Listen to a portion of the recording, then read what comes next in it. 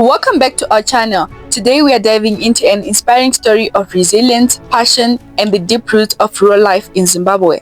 Meet Blessing, a remarkable individual who has embarked on a unique journey that blends the culinary world with the rich traditions of farming.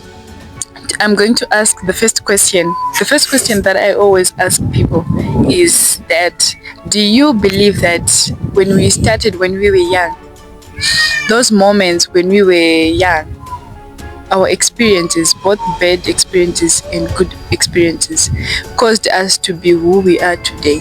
Do you believe that? Yes, I believe in that. I actually believe in that more than 100%. More than 100%? Yes. Okay. I see that you are a poultry farmer, you are a rabbit farmer, you're also a goat farmer. Is it because in your lineage there is someone who was ahead of you, maybe your father or your mom or your grandparents, who were running these projects, Kanakuti, who are still running these projects, or you are the pioneer? I'm the pioneer. Is it? Yes. Don't you have somebody else who was your elder in your family who was running this? So don't they get to a point where they say, Marimira nta blessing budzi akanyatsa kutodza sekuru wake?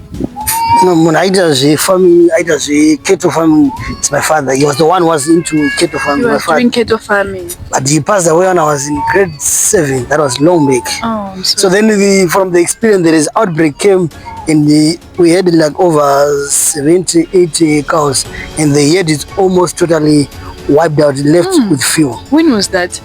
Then it was in 2019, 2017, 2018. During COVID. Okay. So due to see my mom struggling raising us, because in our family we 8. So it gives me strength or give me power to yes, I need to work hard to be a better person. And I just have to take good care of her. Good care of him. But only my mom, she was into farming. I take this from my mom. But she's not actually into livestock farming, but she's someone who's into food farming. Like, Oh, she does horticulture. she's not really, but maize, groundnuts, and she was also into tobacco farming. Oh, But okay. she was never into livestock farming. But on my angle, through for a little bit experience, I decided I need to go into farming. Okay. She's actually my role model. She's my idol. It's like my role model. When I see how she works hard, because she raised us, she sent us to school through farming. Through farming. Oh, so we can safely say in your bloodline lies farmers. That's it. 'Cause I raised up. Overall. Wow, that's really great. And you told me that you were an agronomist by profession. Professional. I'm an agronomist by professional. Wow. And you were a chef for 11 years. You told me. Then on 2020, Blackford opened the online intake. The second time that they opened Blackford. the Blackford. Haven't I? So then that's where I That went. college, the summer farmers. Exactly. Oh, Yeah, that yeah. one. So I said first year I was doing online, the second year I was You ending up. guys are rich then. I'm not actually I rich. heard it's very Yeah, expensive. exactly. Because I sent myself to school there. No one ever helped me with anything. And my transport, I have to cater You all were catering for all of those expenses for yourself? myself. Wow. Okay, so we can safely say you started these projects a long time ago. I started in 2018, but 2018. actually when I started them properly was besides like when I was in SA, I have got a little bit of savings. So when I get here, I was like, the reason why I decided to be a farmer, one passion, and because I was a chef, and I started, there was no a restaurant run without a farm. So I wanted to do a value addition to all my products that I am producing here. That's the angle of being also, and besides being passionate and being a agronomist, I'm also a businessman. I just want like, I need to take instead of selling a goat for $35 to someone, I have to make $100 or $1 out of that In one goat. way or the other. Oh, I get it. I get the point. Wow. Okay. So does it mean you went to South Africa and then when you came back, you went for a college? Because you told me that you had some savings when you're coming from South Africa and you decided to go for a college. I had a meeting with the principal. After years of honing his skills as a chef in the bustling kitchens of South Africa, Blessing felt a calling to return home but instead of picking up where he left off, he embraced a new path: goat farming. Why goats, you might ask? Well, these adaptable animals are not just a source of livelihood, they hold cultural significance and promise for sustainable farming practices in his community. And I was like, guys, I want to do this. I'm running my projects, so I can't be actually here every day. I can work something that I can just like a workable situation, because I have to pay my fees and I have to attend these projects. If I'm not on the ground, I won't be able to pay for my tuition. How am I going to get the tuition? How am I going to cater for me? They understood. And then they said like, no, you have to come to Senegal. You have to be here 2 to 3 days. But then you get your lecture, then you get all your assignments and everything. Whenever you came here, we can come up with certain things. Because I explained to them, but they said you have to be on the college. And no, I'm actually a farm. And they actually visit, they see what I was doing here. Then I was like, okay. We can actually understand your situation. So wow. Okay. I was going there and I was also doing my projects, because I have to find the money to pay the school fees and sort of like those things. Oh, great. But what pushed you to be that strong man whom you are? Because I understand, like, as I was saying, like, if you don't save yourself, no one you have to save. You have to be strong. No one will ever do that. And I tried to look for a job. Where should I get the job? Who's gonna employ me? By the way, what kind of a job will cater for like physical? What's the name of the school again? Blackphobia. I heard you were watching my videos. Have you seen the other video that I had with Gilbert Mponda? He's doing Chinese horticulture in Velvet. Yeah. Is it Belvedere? Belvedere, I saw it. He's in greenhouse, something like that. Yes. In greenhouse. In greenhouse. No, not that one of kid, not the hydroponic video. I mean the one that I had, Chinese horticulture. That guy is running a project. He's just growing a Chinese product. Chinese maize, Chinese. You should check it out, because that guy is your, what can we say, is your former school, whatever. Because he is going to Blackphobia. Is it Blackphobia? Blackphobia. Exactly. Well, yes, he said that he's on attachment and he's doing like that same course that you did at Blackphobia. It's Blackphobia, right? Exactly, Blackphobia. Yeah, Blackphobia. Wow. I loved the fact that you said you tried to do value addition, because I believe that people who are making money are those people who are extending their businesses. Exactly. Because I was looking at, like, if I'm raising my broiler, then I'm selling them to my canteen. How much I'm gonna make, like $12 to $15 on that bed, instead of selling like $5 or $6. So if you do your value addition, you raise your own beds. I've got as you can see, I've got a bowl. I can plant my onions, I can plant my tomatoes, and I have to supply my own restaurant. So that's my long-term goal. Currently, I'm not yet started. How much is food chicken in restaurants? 15, right? In stairs, it goes for $15. Wow. And they buy it for $15 without head, without jomkati. If you're raising it yourself, you cost something like $3.50, $3.60 to raising a bed. If you are growing your own feed. Besides, even if you are buying the commission, raising a bed, it's $3.50. $3.60. $3.60 expenses per an agreement. My expenses to raise the bed for 6 months. Okay. You know what? I've heard of this farmer who does mabage ema 10,000 broilers, and he says he grow his own feed, and he said his expenses was it how much did he say? I think he said something like $3.50. Was it $3? He said his expenses were $3. Should be lesser than $3, somewhere around $3. Somewhere around $3. Maybe if we do a round figure, it's going to get to $3. Because I did another project in Mvuma. There is this guy, he's doing umbrella. Was also not qualified, but professional through experience. I did a short course in Bindura University. A short course, animal nutritionist there. I did a short course there. Oh, when? That was last year. Blessing combines his culinary expertise with his agricultural endeavors, creating a farm that's not just a business, but a part of his heritage. He believes in the power of community and sustainability, and he is here to share that vision with us. Join us as we explore Blessing's life, his farming techniques, and the challenges and triumphs he faces in the Zimbabwean rural landscape. From the kitchen to the fields, this is a story of transformation, hope, and unbreakable spirit of a man devoted to his roots.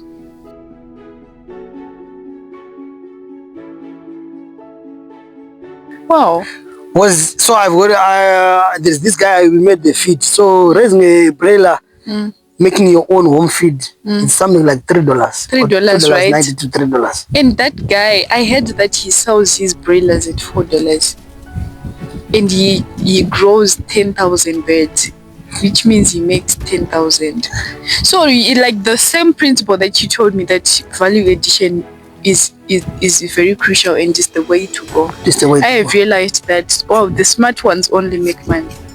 That's the good part about it. If you understand, like, boss, I said myself, like, I being a chef in the certain restaurant that I opened from scratch until it becomes like a well-known restaurant in Port Elizabeth. We open them from scratch and then we nurture them until now it's a well-known restaurant in Port Elizabeth.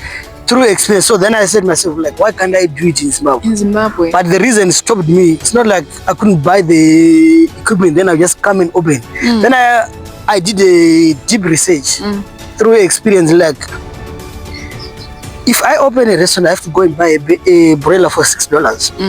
And I have to go buy a goat for $4, $50 to $5 a kg. I have to buy my beef for $5. Why can't I just raise my goats? Yeah.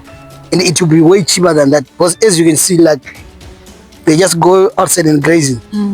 Then I just have to slaughter, and then I just have to put my goat meat on the restaurant. Then I just have to do value addition for myself. Because I'm a well qualified chef. It seems as if you did a lot of things. What is it that is in your heart? What are you passionate about? Are you a passionate farmer? Are you a passionate chef? Are you a passionate agronomist? Being a farmer and being an agronomist, is it different? It's not that different. It depends how you see it. Okay. So both to myself and it, you get my boss. Let's say the difference what I see. Like a passionate farmer is someone who understands this thing. Then it's like, I don't want to go to school. I don't want to get any academic qualification on this. Okay. But the agronomist is someone like who's passionate. Then I said, like, let me fulfill this, and I need to have qualification on this. Okay. So that's the difference. Like, it's all the same, but both they've got passion. But an agronomist, you can't actually go and do agriculture just because you just need money. Yeah, right. Because there's a hands-on work has to be done. And there is a moment where you're not going to get any sales. That's the thing. And the only thing that will be left is passion. If you have love for money, you get to a point where you don't record any sales. That's the thing. Like, sometimes I can spend 6 months, 7 months without selling anything. Yeah. Like, since I stopped selling the rabbits, they always say, like, I'm a rabbit farm. You run 6 months to 8 months without do any sales. And if you run those months, and you have to survive, you have to eat, you have to bathe, you have to do everything. So if you are someone who's like, I'm into this farm because I love money, you'll be disappointed. And I told myself, like, I love seeing people, like, as myself, passionate to feed the nation, either by selling you the product or either by cooking you the food, then enjoying eating it. So that's my passion. There's some people, they don't understand why, like, you being a chef and then now you become, like, farmer. One of my sisters asked me that question. Like, why are you I can't understand. Like, you being a chef, why can't you just go in town and work when you get a job? It was easy, and I can actually do that. And I was like myself, okay, it's not a problem. I can actually get a job. But I've been working. I told myself, like, I've been working. I think the time that I worked is enough. How was the experience? You told me that you were never in good books with your boss. With his background in agronomy, Blessing combines scientific knowledge with practical farming techniques, creating a farm that's not just a business but a part of his heritage. He believes in the power of community and sustainability, and he's here to share that vision with us.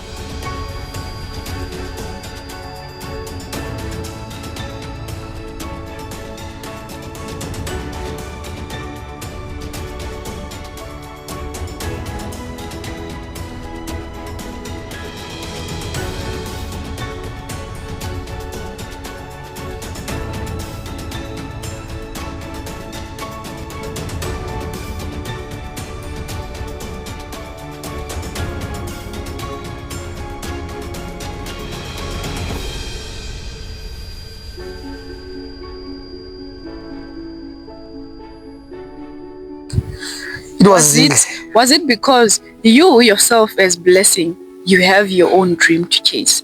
And at some point when you are working at somebody else's job, you'll be feeling like, okay, I'm wasting my time here chasing somebody else's dream. And yet I have mine. So already you have that defensive mechanism already. That's the thing. I wake up early in the morning. I go to work. Actually, I was starting with work at 7 o'clock because I was the one who was running the whole opposite. You were the head chef. The head chef, and there were almost 3 restaurants that we ran. And I was saying I have to be open in this place, and I have to work 3-4 hours before lunch. And when I said like this, everything said there, I have to travel another restaurant. Then I have to see how is everything being done, what. And everything is okay. So I had to see like I have to start working. It's 7 o'clock. I have to be at work, and I have to be at home by 11 o'clock or 12 o'clock during the night. I have to work long hours and a lot of pressure. And at the moment when I get like I have to be home and I have to relax. There's this mind that keep me pushing like I've got my own dream. Your dream keep hunting you during the night. Whenever I lay on the bed, you're always haunted. Your dream keeps on hunting me. I understand. So this dream keep on hunting me. Then I have to weigh my option. I either have to keep on working, and I was getting paid something like 20,000, and I was like, should I keep on chasing this 20,000? Or I need to go and my dream. chase nothing, and I have to start something for myself. That's the thing that gave me passion. I was like, then my dream overpowers me more than the job. It always does. No matter how much you try to be strong, like there is another moment that you ask yourself, okay, yes, I really want to follow my dream, but I don't know where to start. You know, so you'll be weighing, can I just leave this 20 rand to go? Just like that. 20,000, let me just leave it. 20,000 actually. And then I was like, then I will go somewhere. Then I have to start with nothing. No one, by end of the month, no one will give you anything. Yeah. It's difficult. Yeah, it's actually, we all have our comfort zone, is how I say. Is we have our comfort zone. We have our comfort zone. It's either you have to make a choice. Keep on staying on comfort zone. Because or step out on your comfort zone. Then you have to face the real world. Because there were a lot of challenges that you have to face. There were a lot of challenges that you have to face. Was being self-employed and being employed is 2 different things. And it's 2 different roads. Because whenever I was working, I know I have to wake up and I have to be at work. And I just have to know my daily routines, my daily tasks. By end of the month, the lump sum of money comes in on my account. Then I know like, and then I have to spend my expenses. When I'm done spending my expenses, then I know I have to save this amount of money. If I save this amount of money, then I know I'm done. The rest, I'm just put it away. I'm just spending whatever I want. It's easy and it's nice. And I have to stay on a luxury apartment. As you can see, there's no luxury apartment here. Most of the times, you have to wake up early and they've got a lot of tasks, and by end of the month you have to know like this whole next month I have to eat. And I have to do everything. So no one can come and hand over the money. It's like when you are employed, you know it's by end of the month. All my bills will be catered. Yeah. It's certain. Well, viewers, I don't know if you were following up. Blessing, one thing that I liked about what you said is that dream was always chasing me.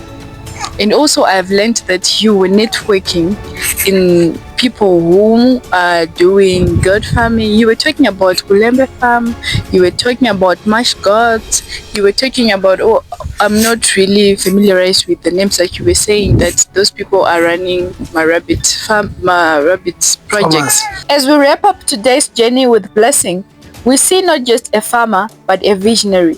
His passion for sustainable agriculture and culinary arts is leading him to an exciting new chapter.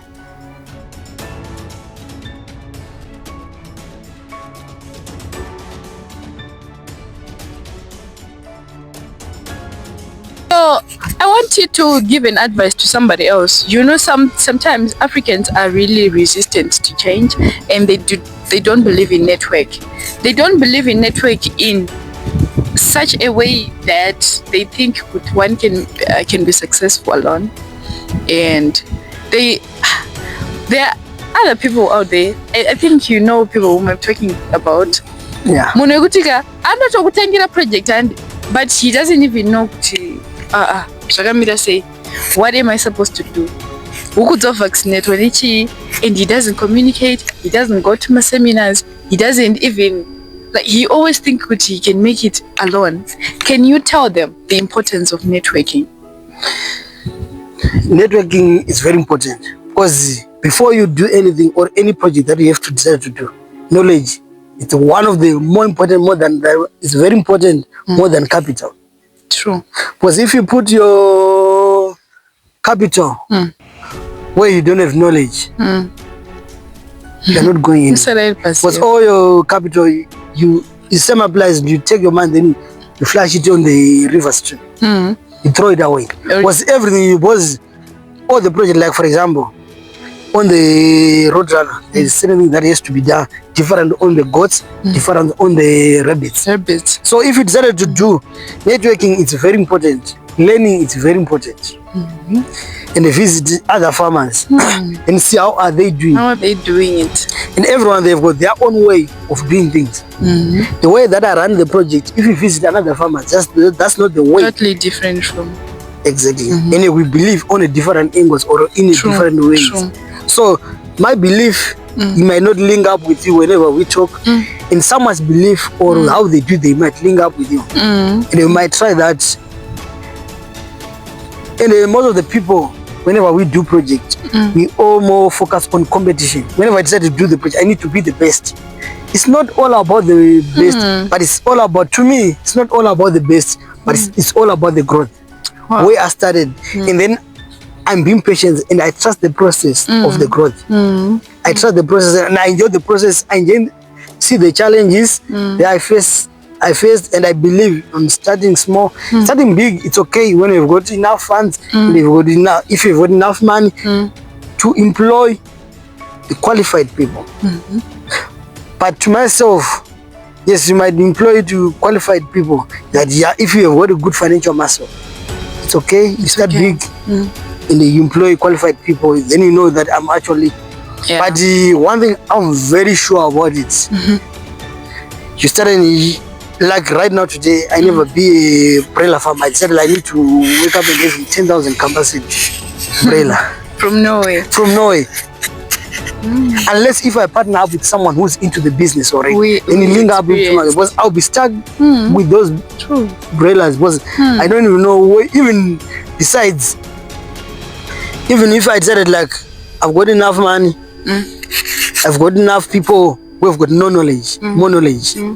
But the market, it's always tricky in Zimbabwe, but there's always competition. Because everyone is into business, they've got their own suppliers. So for you, you have to penetrate to be their suppliers. It takes time. So whenever I see some people, they said, I want to come back to Zim, but I want to do the broiler. So with these 6 years I'm making, in broiler, you don't make money through baish, but you make money through years of experience into the business. Because it might take you 6 months to 8 months starting to realize profit on broilers.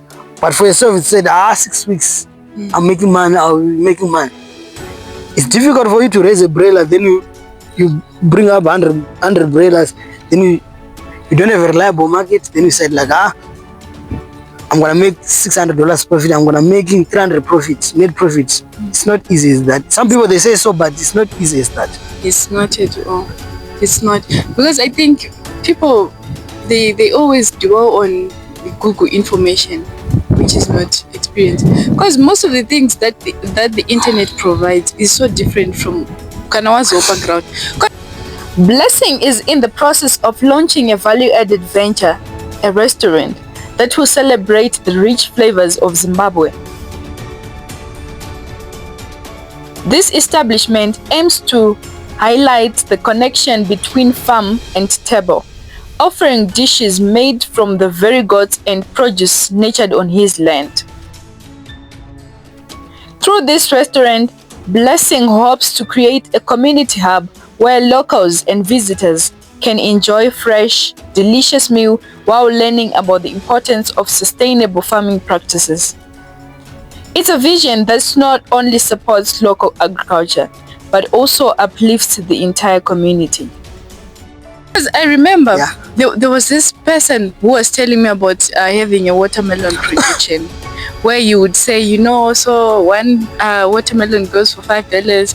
So if you have 300 plants, you already have 1.5. So 1.5, one watermelon plant grows 3 watermelons, so it's 1,500 by 3, which is 4,500. Wow, okay, it's okay to have projections, but mostly, have you subtracted the expenses and any other things that always comes up when you're doing these projects? And kazhinji kacho, when you're running it for the first time, you don't get Maria Rwanda. That's actually, because before you feed the nation, one thing that I learned myself, feed yourself first. How can I feed the nation if I can't feed myself? Because first of all, yes, because you go into the years you were saying like there's these farmers, they did like $5 watermelon, $3 watermelon, $2 watermelon. Yeah. But sometimes some of the figures are unrealistic. They are unrealistic. And then when you look at that angle, first of all, have you ever considered the challenges of growing that crop from into the soil, you nurture it, you harvest it. And wherever then you go and sell $1 for $5, $1 for $4. When the market flooded, then you get disappointed. What happened? You left the farm, then you go to it. You're disappointed because your something that you were expecting, your expectations didn't get what you drain you down. I can say you're expecting drain you down, but they disappointed you.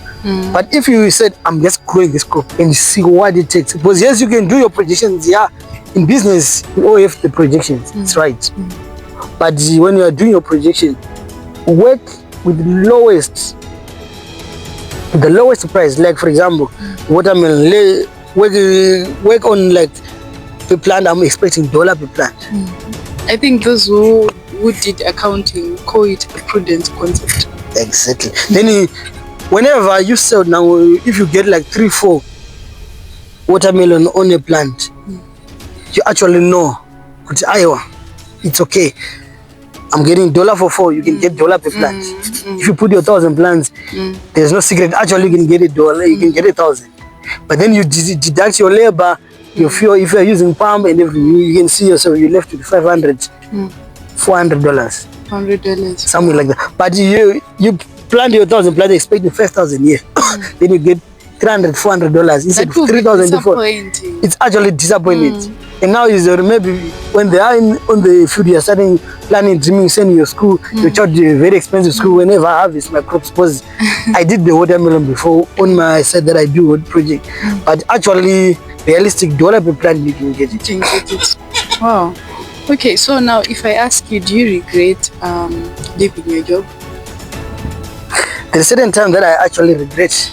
I think this is the worst time. But my dream, my mission says vice versa. Then I said, no, you're strong here, you can't give up now. There's a certain time that I decided like, I think I need to go back to SA. Yeah, I was almost made up that decision. Was the certain time that I was selling my solar stolen, and it left me with a little bit. Was where I was working. They said the opportunity, our door is always open whenever you decide to come back. You can come. So I was like, I spoke with him. They said, if you wanna come back, it's okay. Let me know. And I was like, okay. So, but I changed my mind last minute. Like, no, someone give me a call, wanted the rabies. Then I get the money. And then from that time, it gives me strength. And there's this guy who's in Guto. I tell him I saw him as my mentor. Okay. He's a cattle farmer. Okay.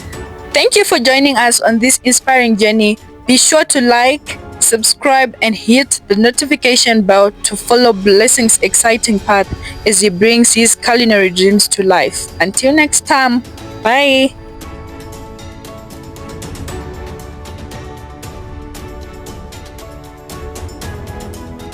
He sat down with me and then he tell me, no, you can't do that.